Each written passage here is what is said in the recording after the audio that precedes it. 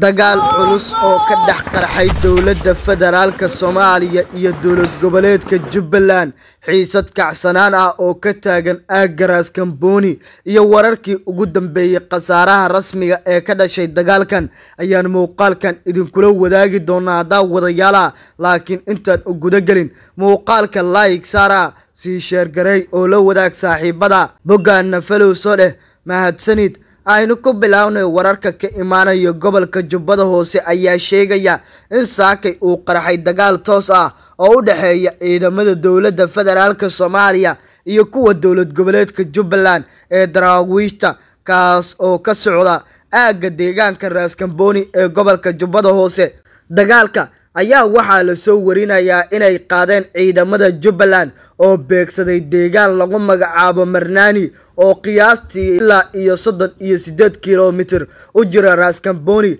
halkaasi oo ay fariisimo ku lahaayeen ciidamada dowladda federaalka Soomaaliya kuwaas oo muddooyinkii la soo dhaafay dowladdu ay ku daabuleysay gobolka Jubbada Hoose ila dadka deegaanka ayaa inoo xaqiijiyay in dagaal xoog leh oo ka dhacay ciidamada dowladda iyo kuwa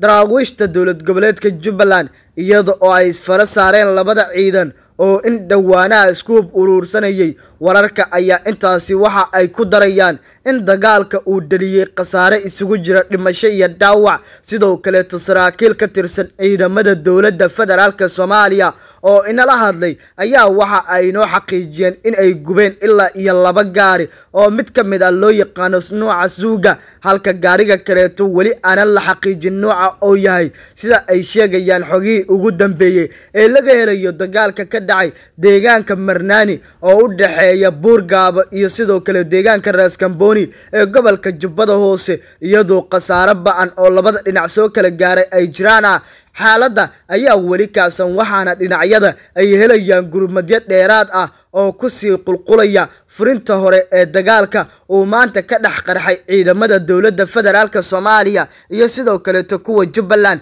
ee deegaanka Marnani ee gobolka Jubbada Hoose ma jiro ilaa iyo hadda wax hadal ah oo ka soo baxay saraakiisha labada dhinac oo ku aadan dagaalka ka socda aagga Ras Kamboni ee gobolka Jubbada Hoose marka laga soo tago inay saraakiisha inoo xaqiijiyeen in ay gubeen 2 gaari oo ka mid ah nooca ay isticmaalayeen ciidamada daraawiishta dowlad goboleedka Jubbaland sidoo kale tana ay gacanta ay ku hayaan qaar ka mid ah maxaabiis ay ku qabteen dagaalka ay la galeen ciidamada daraawiishta dowlad goboleedka Jubbaland dagaalkani ayaa waxa uu ku soo aadaya iyadoo horay madaxweynaha maamulka Jubbaland Axmed Maxamed Islaam Axmed Madoobe muddo 15 maalmood oo uu qabtay dowladda federaalka Soomaaliya ciidamada ay geysay deegaanka Ras Kamboni haddii ay bixi waayaanna uu sheegay in mas'uuliyadda ay qaadi doonaan madaxda dowladda federaalka Soomaaliya lamana oga sababta rasmiga ah ee ka dambeysa in maanta ay ku dagaalamaan ciidamada dowladda federaalka Soomaaliya iyo kuwa dowlad goboleedka Jubbaland ee daraawiishta loo yaqaan deegaanka Marnani ee gobolka Jubbada Hoose daawade haddii aad soo gaartay dhamaadka muuqaalka like saara si share garay oo la wadaag saaxiibada boggaana follow soo dheh mahadsanid